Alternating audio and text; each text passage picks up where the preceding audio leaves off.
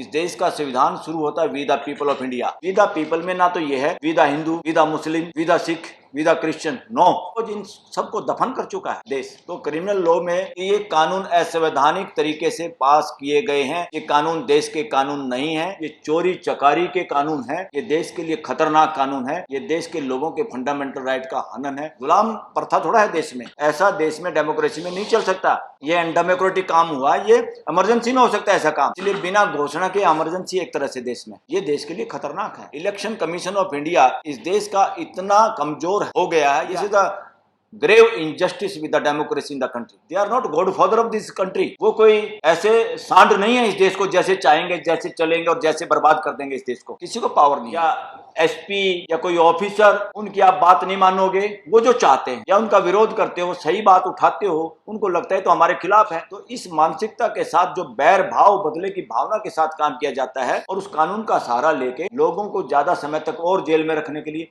अभी बुरे हालात हो रहे हैं, जमानत नहीं मिल रही। सरकार अब तो लंगड़ी सरकार है, लंगड़ी सरकार के बावजूद भी लोगों को जमानत नहीं मिल रही।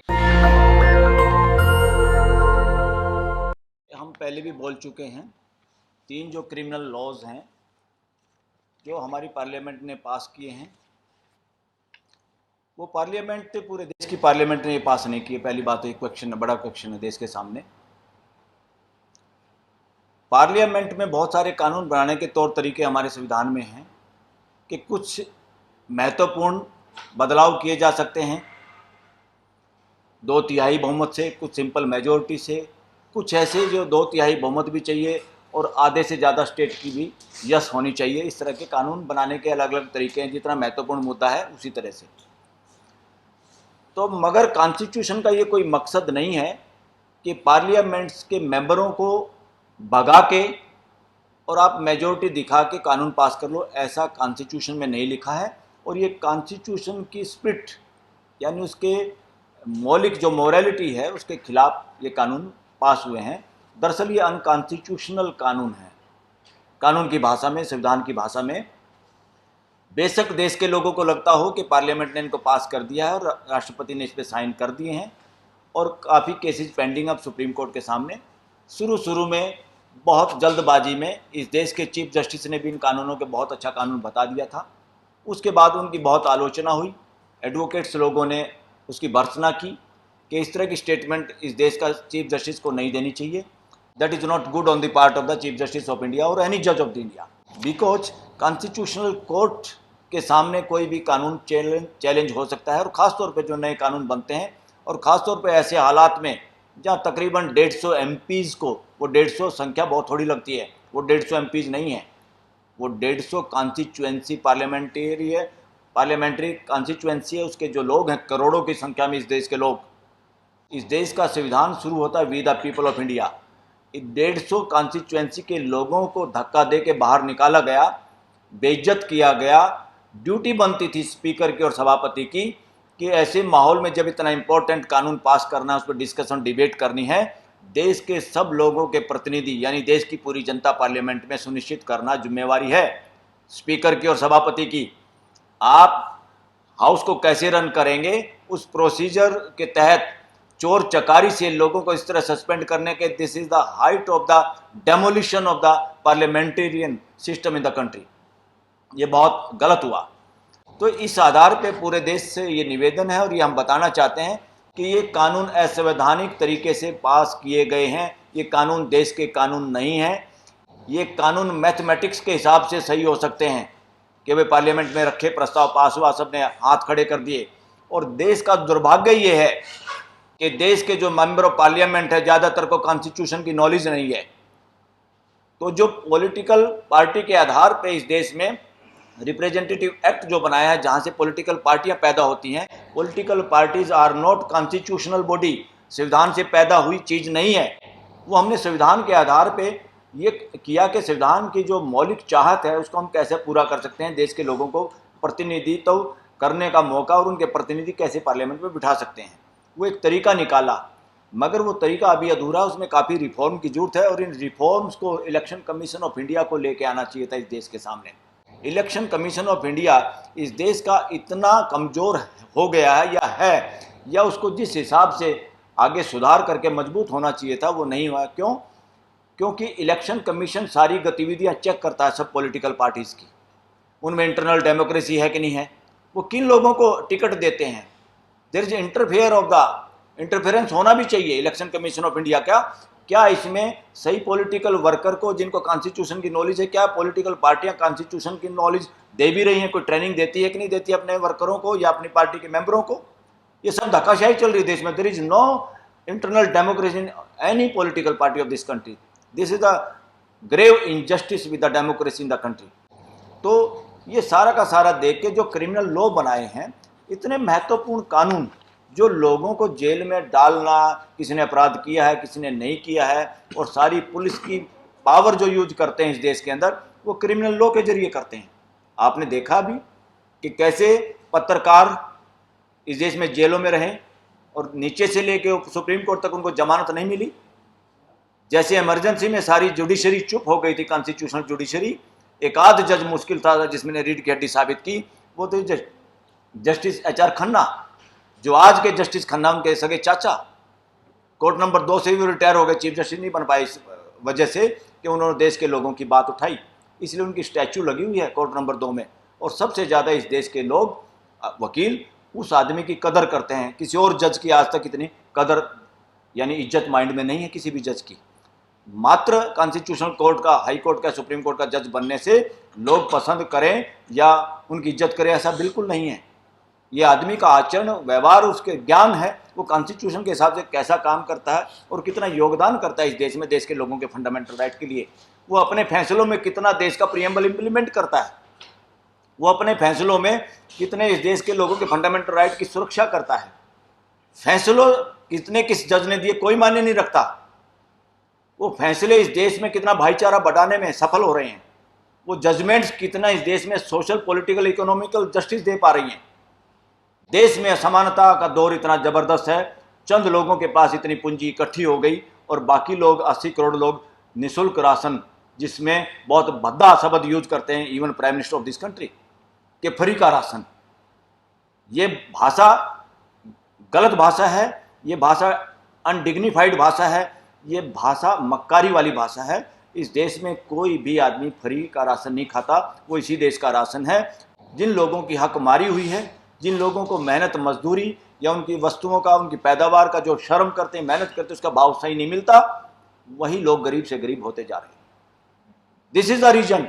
इस देश का एक भी सिटीजन ऐसा नाकारा नहीं है जो खा के अपना और अपने परिवार का गुजारा करने में सक्षम ना हो। इस देश का कोई भी नागरिक आतंकवादी नहीं है, असामाजिक तत्व नहीं है, कोई और भी कहीं जो डेजिग्नेशन, शहरी नक्सलवादी। बॉम्बे में तो एक कानून लाने की कोशिश है जिसमें अर्बन नक्सलाइट्स शब्द की बात है। कौन है ये लोग? और आज उस देश, उसको राजधरों को मिटा के देशधरों टाइप के एक नया कानून जो ले आए, सेडिशन को बदल के, उसमें और उसकी डेफिनेशन बढ़ा दी। उसमें क्या सबसे महत्वपूर्ण जो मेरी नज़र गई इसमें, उसमें क्या किया कि इकोनॉमिकल सॉवरेनिटी, यानी हमारे देश की सिक्योरिटी, जो इकोनॉमिक कोई तरीका होगा उसको भी कोई उसका विरोध करेगा।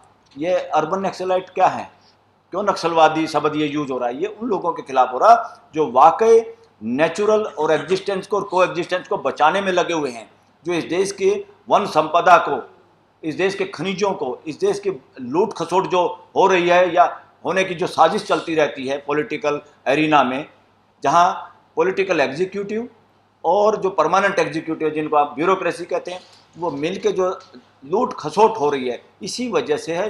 चंद घराने ज़्यादा से ज़्यादा अमीर होते जा रहे हैं। नज़र दौड़ा लो पूरे देश और दुनिया के अंदर, जिन लोगों ने नेचुरल रिसोर्स की चोरी की है with the consent, with the help of political executive, नेताओं के जरिए जो शासन में होते हैं, ये नेक्सस बन चुका है पूरी दुनिया में। वही लोग सबसे अमीर लोग हैं। सबसे अमीर पहले कौन हुआ इस देश में? टाटा ने भी सबसे पहले लोहे की खदान पे काम किया। इस देश के जितने भी खदान के लोग हैं उसमें षड्यंत्र चलता है और हक मारी होती है। जिन पे पूरे देश का समान हक है, उस हक में गड़बड़ हो रही है, क्योंकि उसको संभालने के लिए जो व्यवस्था चाहिए, तो वो व्यवस्था नहीं है, वो शासन है। इस देश का दुर्भाग्य है, या गवर्नमेंट का हिंदीकरण क्या किया गया? सरकार को जूते मार चुके हैं सन 47 जब से ये देश आज़ाद हुआ, क्योंकि पहले सरकार होती थी। सरकार का मतलब जैसे गरीब या अमीर लोगों के बीच में भी गरीब आदमी कहता है मेरी सरकार हो, आप इस तरह की फिल्में इस देश में दिखाएगी। कोई सरकार वरकार नहीं, इस देश में व्यवस्था है। गवर्नमेंट का हिंदी मीनिंग भी बदलने की जरूरत है, व्यवस्था होना चाहिए। और व्यवस्था में जितने भी लोग हैं, चाहे सीएम है, पीएम है, पॉलिटिकल एग्जीक्यूटिव हैं, they are not godfather of this country. वो कोई ऐसे सांड नहीं है इस देश को जैसे चाहेंगे, जैसे चलेंगे और जैसे बर्बाद कर देंगे इस देश को। किसी को पावर नहीं है यहाँ। पावर सिर्फ और सिर्फ अगर कोई है, वो सारी की सारी जहाँ से पावर निकलती है वो पावर हाउस है we the people of India. हम भारत के लोग 140 करोड़ लोग, 140 करोड़ लोग ऊपर हैं जो इस देश में रहते हैं, जो जोग्राफिया भी उसके अंडर में आता है। इसलिए 140 करोड़ लोगों को जो प्रियम्बल में लिखा है, जो लक्ष्य है इस देश का, कि देश पहुंचाना कहाँ पर है, जो डॉक्यूमेंट है, जो हमारा साझा डॉक्यूमेंट है, वो हमारा संविधान है। और संविधान में सबसे पहले प्रस्तावना प्रियम्बल में लिखा हुआ है कि हम भारत के लोग इस संविधान को आत्मसात करते हैं। और इसका मकसद क्या है, मेन मकसद क्या है, सभी के साथ न्याय होगा, सबको न्याय की गारंटी है। और गारंटी कौन से न्याय की? सोशल, सामाजिक न्याय। सामाजिक न्याय क्या है? जिस देश में ऊंच नीच वाले कथा कहानियाँ ग्रंथ पढ़ाए जाते हों, अभी भी शिक्षा में उस तरह से किया जा रहा हो, कुछ लोग तो उसको भगवाकरण कह रहे हैं। जिस कथा कहानियों में ऊंचे और नीचे की बात होती है, दे आर एंटी ह्यूमन, वे अमानवीय हैं। नेशनल और इंटरनेशनल लॉ में ह्यूमैनिटेरियन में ह्यूमैनिटी के अंदर उनकी कोई जगह नहीं है। हम कोई भी कथा कहानी लिखते हैं, उसमें अगर वो कथा कहानी में ही विभाजन की बात हो, ऊंच नीच की बात हो, अस्तित्व में कोई ऐसा जुगाड़ ही नहीं है जहां मानव जाति को हाथ की लकीर खींच के किसी को राजा और किसी को अमीर होने की गारंटी देता। That is nonsense. कोई ऐसा नहीं है, ये सब एक प्रपंच है, पाखंड है। अस्तित्व किसी के साथ भेदभाव नहीं करता। हर बच्चा, हर मानव पूरा सक्षम है। फिर वो सक्षम होके भी अगड़े पिछड़े क्यों हो रहे हैं? वो सिर्फ और सिर्फ हमारा कुकर्तव्य है। हमने जो सिस्टम बनाया है वो सिस्टम काम नहीं कर पा रहा, संविधान के अनुरूप काम नहीं कर पा रहा, इसलिए सारी की सारी गड़बड़े हैं। और अब देखिए, ये तीनों कानून भी ये शासन की स्थापना के लिए है, शासन को और मजबूत करने के लिए, कि भाई सीएम, पीएम या एसपी या कोई ऑफिसर, उनकी आप बात नहीं मानोगे, वो जो चाहते हैं या उनका विरोध करते हो, सही बात उठाते हो, उनको लगता है तो हमारे खिलाफ है। ये बात अगर पूरे समाज में जाएगी तो हम तो अगला इलेक्शन हार जाएंगे। तो इस मानसिकता के साथ, जो बैर भाव बदले की भावना के साथ काम किया जाता है, और उस कानून का सहारा लेके लोगों को ज़्यादा समय तक और जेल में रखने के लिए अभी बुरे हालात हो रहे हैं, जमानत नहीं मिल रही।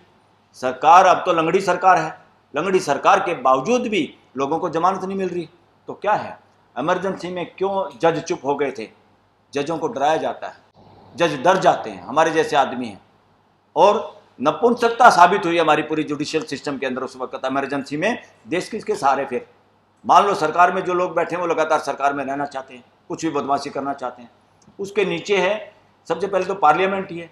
पार्लियामेंट में भी इस तरह के अगर नकारा लोग हैं, जा सकते हैं। बहुत सारे कमज़ोर लोग, चरित्रहीन लोग, भ्रष्ट लोग जा सकते हैं। हमारा सिस्टम ऐसा है, उसमें कोई समस्या नहीं। मगर उनको पता ही नहीं। आज वो अपने पैरों पे कुल्हाड़ी मारने के समान है ये कानून, जिन लोगों ने हाथ उठा के कह दिया हाँ जी पास। ना उनको कॉन्स्टिट्यूशन का पता, ना उनको फंडामेंटल राइट्स का पता। जब वो खुद फंस जाते हैं, फिर वो क्या होता है, फिर पैसे ले दे के या पार्टी बदल के अपने आप को बचा के निकलने की बात होती है। आम आदमी कैसे बचेगा? जिसके पास पैसा नहीं, जिसके पास जुगाड़ नहीं, जिसके पास बार बार हाई कोर्ट, सुप्रीम कोर्ट और डिस्ट्रिक्ट कोर्ट में जाने का समय नहीं। एक सीएम है दिल्ली का डिप्टी सीएम है, एक झारखंड का सीएम है। वो लोग तो बार बार इस देश के सबसे ज़्यादा लर्नड और ज़्यादा जिनके वकालत में नाम है, वो लोग बार बार अपील होते हैं, चाहे वो डिस्ट्रिक्ट कोर्ट में हो, चाहे हाई कोर्ट में, चाहे सुप्रीम कोर्ट में। लाखों लाखों रुपए फीस आम आदमी दे पाएगा? 80 करोड़ दे पाएंगे जो निःशुल्क राशन के भरोसे हैं? निःशुल्क राशन लोगों का अधिकार है, खैरात नहीं है किसी के बाप का राशन नहीं। इस देश में जो राशन है इसी देश का, इसी देश ने पैदा किया है। घर में भी एक भाई की आमदनी ज़्यादा है, वो काम ज़्यादा कर दे, दूसरा पशुपालन का काम करता है, उसको ऐसे नहीं आकलन कर सकते कि तुम प्रोडक्शन कम करे, तुम गरीब हो जाओ। जब तक परिवार है सब साथ साथ चलते हैं, और उसमें से सबको उसका फल मिलता ही है। क्योंकि नौकरी अगर ज़रूरी है तो पशुपालन उससे भी ज़्यादा ज़रूरी है। आज औकात नहीं बची देश के लोगों में, दिल्ली के लोगों में तो, जो साफ़ हवा ले सके या साफ़ दूध भैंस या गाय का पी सके।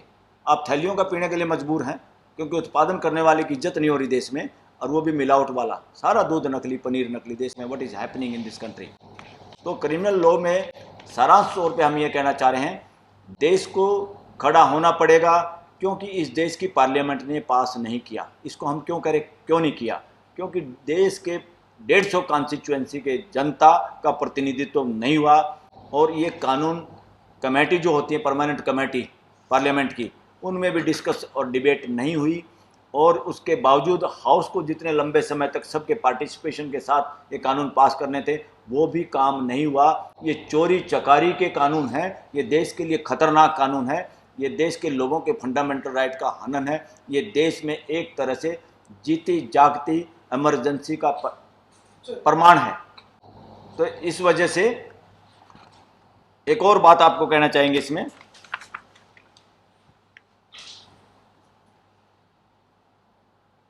इस कानून में मोटा मोटा क्या गड़बड़ है। इस कानून में दिखाने की कोशिश की है, जैसे नाम बदल दिए। एक तो नाम बदलना अपने आप में बिल्कुल मजाक और बहुत छोटी सोच का परिणाम है। ये इस देश के कितने लोग हैं जो हिंदी से वाकिफ नहीं हैं। इंग्लिश इंटरनेशनल लैंग्वेज हो गई है, भाषाएं किसी की बपोती नहीं होती। ये बिल्कुल नहीं है कि हिंदी ही होगी तभी ये देश विकास करेगा। भाषा का सिर्फ और सिर्फ मकसद एक ही होता है कि सच्चाई को प्रेषित कर सके, किसी सच्चाई को हम किसी दूसरे को बताने के उसमें काबिल हो जाएं, इतना सा भाषा का सदुपयोग है। और भाषा हिंदी बढ़िया के इंग्लिश बढ़िया है, फलानी बढ़िया, ऐसा कुछ नहीं है। मगर सब भाषाओं का स्वागत है इस देश में, नो प्रॉब्लम, मगर ज़बरदस्ती थोपने की कोई ज़रूरत नहीं है। और सबसे बड़ा अपराध किया है पार्लियामेंट ने। मैं पार्लियामेंट को क्यों कह रहा हूँ कि इस देश में अब वो समय नहीं है कि राजा अपराध नहीं करता। जब पहले राजाओं का वो चलता था तो लोगों में भ्रम पैदा कर दिया जाता, राजा भगवान का दूत है और वो गलती नहीं कर सकता, वो जो कुछ करता है भगवान की तरफ से करता है। वो कथा कहानियाँ ख़त्म हुई देश में। That was nonsense in the past, और पास्ट की हिस्ट्री है। तो पार्लियामेंट जो काम करती है वो लोगों के प्रतिनिधि हैं। लोगों के प्रतिनिधि अगर काम ना करें जो देश चाहता है, तो यानी आपके ओरिजिनल तो आप हैं, फोटोकॉपी हैं सारे के सारे पार्लियामेंटेरियन या एमएलए। ओरिजिनल तो देश के लोग हैं 140 करोड़, उन्हीं की फ़ोटोकॉपी है वो फ़ोटोकॉपियाँ सही काम कर पाएँ या डिबेट कर पाएँ, उनसे पूछने का ड्यूटी भी बनती है पूरे देश के लोगों की कि आपने ये कानून इतनी जल्दबाजी में क्यों पास किए। इस देश में आम सभ्यता संस्कृति की बात करते हैं, कॉलोनियल ईरा की बात करते हैं। कॉलोनियल ईरा में अपनी सरकार चलाने के लिए उन्होंने कानून बनाए थे। उसके बाद 75 साल में सुप्रीम कोर्ट ने, हाई कोर्ट ने बहुत बदलाव किए हैं, और नए टेक्नोलॉजी के साथ भी काफ़ी सुप्रीम कोर्ट की गाइडलाइंस की वजह से भी बहुत चीज़ें शुरू हो गई इस देश में, और होनी भी चाहिए, उसमें कोई बुराई नहीं है, उससे कोई मना नहीं करता। मगर आपने सड़क बनाई 5 और नाम बदल दिए 95 के। ऐसा ही हुआ है। 95% वही कानून है जिसको एक कॉलोनियल एक्ट कानून कहते हैं। उसके बाद तो इस देश के लोगों ने योगदान दिया, वकीलों ने योगदान दिया, कोर्टों ने योगदान दिया, उन्हें परिवर्तन हुए उन कानूनों में, उन कानूनों के हिसाब से नाम रख लिया अपना। ये चोरी है, यूजीसी की भाषा में और एकेडमिया की भाषा में चोरी है, प्लेजरिज्म है। जो दूसरे का माल, दूसरे की कथा कहानी लेके नीचे अपना नाम लिख दे, राइटर मैं हूँ, तो ऐसे लोगों को तो सज़ा मिलती है। तो पार्लियामेंट के लोगों ने ये चोरी की है और ये गलत किया है, और नाम बदल के, उनका सेक्शन बदल के जो अपराध किया है। आप ही अपने घर के रोज कमरों के नंबर बदल दो। आपका बच्चा सोता है 1 नंबर कमरे में, आज उसको 3 नंबर कर दो, तो बच्चे को कहे आज तू 3 नंबर में सो जा। बोले 3 नंबर तो ये था, मैं तो इसी में सोता था, ये 3 नंबर कैसे हो गए, तो 1 नंबर था। तो ये नॉनसेंस इस तरह की करने की जरूरत नहीं थी। ये किसी ने सलाह दी और किस वजह से ये किया गया, ये कोई बैंकरप्ट माइंड ही काम ये कर सकता है। देश के लोग या बुद्धिजीवी लोग, समझदार लोग ऐसा काम ही नहीं कर सकते। इसलिए इस पे बहुत प्रश्न चिन्ह है, और पुलिस को काफ़ी पावर इसमें मिल गई है। पुलिस से तो पहले दुखी हैं लोग। दिल्ली में भी आप पढ़े लिखे आदमी, आप भी जो पत्रकार लोग हैं, अकेले की हिम्मत नहीं आप लोगों को भी। कभी थाने में जब आपका खुद का मामला हो, अकेले चले जाओ। आप भी सोचते हैं 2-4 साथी मिल जाएं, और साथी ना मिल जाए, कोई वकील ही मिल जाए काले कोट वाला, तब लोगों में हिम्मत आती है।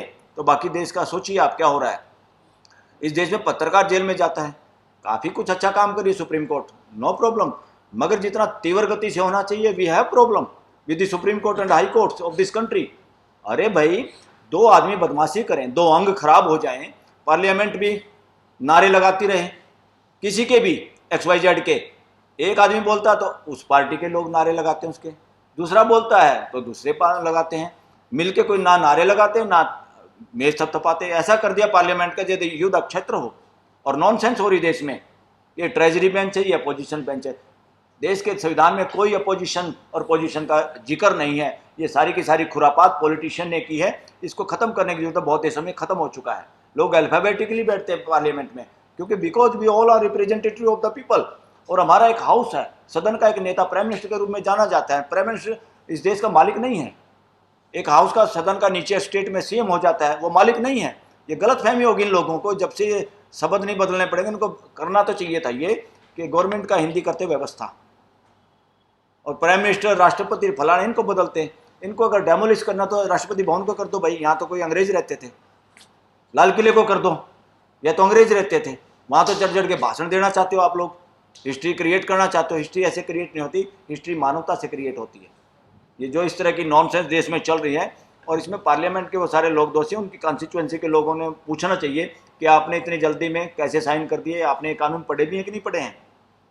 यहाँ बहुत सारे पार्लियामेंटेरियन, एमएलए डॉक्यूमेंट ही नहीं पढ़ते, बस हाथ खड़े करने होते हैं ऐसे, जैसे किसी के गुलाम प्रथा थोड़ा है देश में। तो इस तरह से हाथ खड़े करके किया हुआ कानून, और अब पार्लियामेंट के ये सामने है सुप्रीम कोर्ट के। सुप्रीम कोर्ट को मुझे जो लगता है एज एन एडवोकेट, इसमें स्टे भी करना चाहिए। It must go back to the parliament for further debate and discussion deliberations. इस पर पूरा बहस होनी चाहिए, और एक पार्लियामेंटेरियन भी कोई इतनी अच्छी सलाह दे सकता है। और स्टेक होल्डर, बार काउंसिल नहीं बुलाई, बार एसोसिएशन नहीं बुलाई, पता नहीं कौन अपने लोग, अपना मुँह मियाँ मिट्ठू, जो उनके अपने जानकार लोग थे, उन्हीं को 5 स्टारों में अच्छी जगह बुलाते रहे, पार्टियां करते रहे, डिस्कशन डिबेट हो गया भाई, हो गया। जो आम आदमी है इस देश का, जो स्टेक होल्डर है, उसको तो शामिल ही नहीं किया गया। ऐसा देश में डेमोक्रेसी में नहीं चल सकता। ये अनडेमोक्रेटिक काम हुआ, ये इमरजेंसी में हो सकता है ऐसा काम। इसलिए ये इस तरह का काम होना ये इमरजेंसी में हो सकता है। इसलिए बिना घोषणा के इमरजेंसी एक तरह से देश में, ये देश के लिए खतरनाक है। और हम 140 करोड़ लोगों को सबको समझना होगा, वी द पीपल में ना तो ये है we the Hindu, we the Muslim, we the Sikh, we the Christian, no, ना ये है we the Brahmin, we the Chhatri, we the फलाना, वी द ढिकड़ा, ऐसा कुछ नहीं है। बिकॉज इन सबको दफन कर चुका है देश, जब से देश आज़ाद हुआ। सुप्रीम कोर्ट इन पर स्टे भी करेगी और इनको वापस भेजने का काम करेगी, ताकि इस देश में डेमोक्रेसी जिंदा रह पाए, डेमोक्रेटिक वैल्यू और कॉन्स्टिट्यूशनल मोरालिटी जिंदा रह पाए। और इसमें आप सब की भागीदारी, देश के सभी लोगों की भागीदारी, क्योंकि जब तीनों अंग फेल हो जाएं, सुप्रीम कोर्ट भी अगर फेल हो जाए, तो people of this country are more supreme than the supreme court of India. People of this country are more supreme than the parliament of this country. People of this country are more powerful and great than the prime minister, CM of the states of this country. ये ध्यान रखने की जरूरत है देश के लोगों को। आप ही हैं जो कुछ है। Thank you. नेशनल दस्तक की आपसे गुजारिश है कि अगर इसको बचाना चाहते हैं तो नेशनल दस्तक को सब्सक्राइब करने के लिए रेड कलर के सब्सक्राइब बटन को दबाएं, फिर बेल आइकन की घंटी दबाएं। नेशनल दस्तक को बचाने के लिए बहुत जरूरी है कि हर खबर को शेयर करें, लाइक करें, कमेंट जरूर करें।